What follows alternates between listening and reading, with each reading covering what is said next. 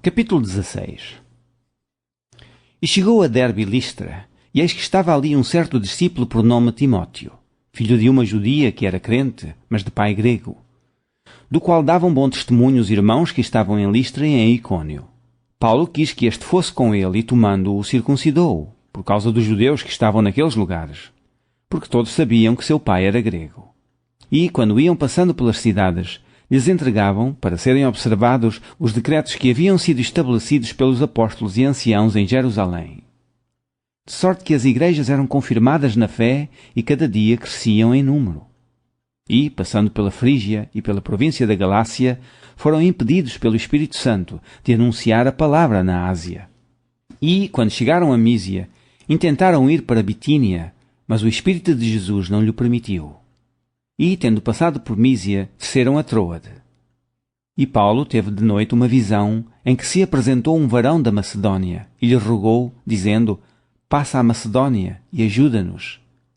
E logo depois desta visão, procurámos partir para a Macedónia, concluindo que o Senhor nos chamava para lhes anunciarmos o Evangelho.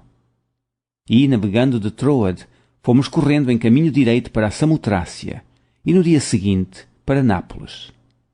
E dali para Filipos, que é a primeira cidade desta parte da Macedónia, e é uma colónia, e estivemos alguns dias nesta cidade.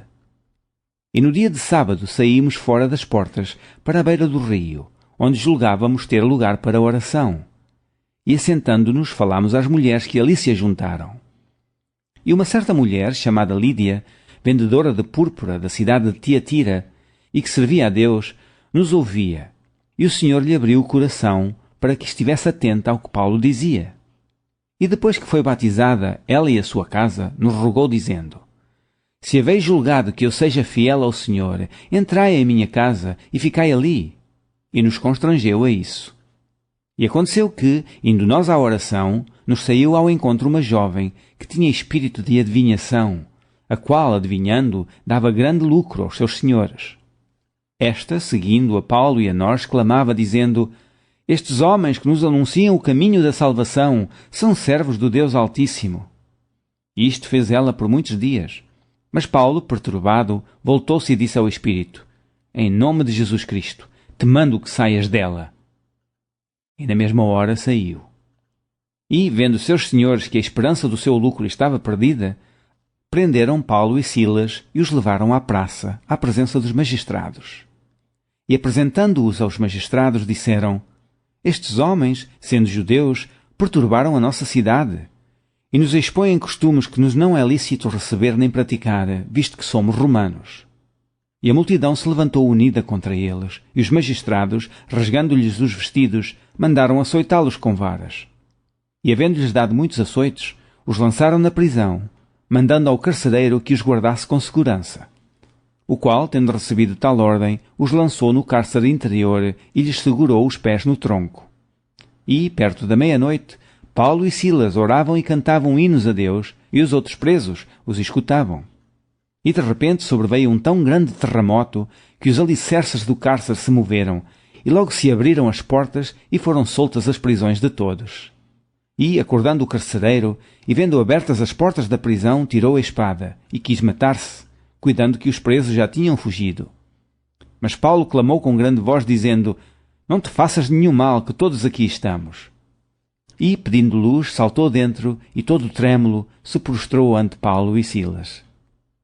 E, tirando-os para fora, disse: senhores, que é necessário que eu faça para me salvar? E eles disseram: crê no Senhor Jesus Cristo, e serás salvo, tu e a tua casa. E lhe pregavam a palavra do Senhor e a todos os que estavam em sua casa. E, tomando-os ele consigo, naquela mesma hora da noite, levou-lhes os vergões e logo foi batizado, ele e todos os seus. E, levando-os à sua casa, lhes pôs a mesa e, na sua crença em Deus, alegrou-se com toda a sua casa. E, sendo já dia, os magistrados mandaram quadrilheiros, dizendo: soltai aqueles homens. E o carcereiro anunciou a Paulo estas palavras, dizendo: os magistrados mandaram que vos soltasse. Agora, pois, saí e ide em paz. Mas Paulo replicou: açoitaram-nos publicamente e, sem sermos condenados, sendo homens romanos, nos lançaram na prisão, e agora encobertamente nos lançam fora? Não será assim, mas venham eles mesmos e tirem-nos para fora. E os quadrilheiros foram dizer aos magistrados estas palavras, e eles temeram, ouvindo que eram romanos. E, vindo, lhes dirigiram súplicas, e tirando-os para fora, lhes pediram que saíssem da cidade. E, saindo da prisão, entraram em casa de Lídia, e, vendo os irmãos, os confortaram, e depois partiram.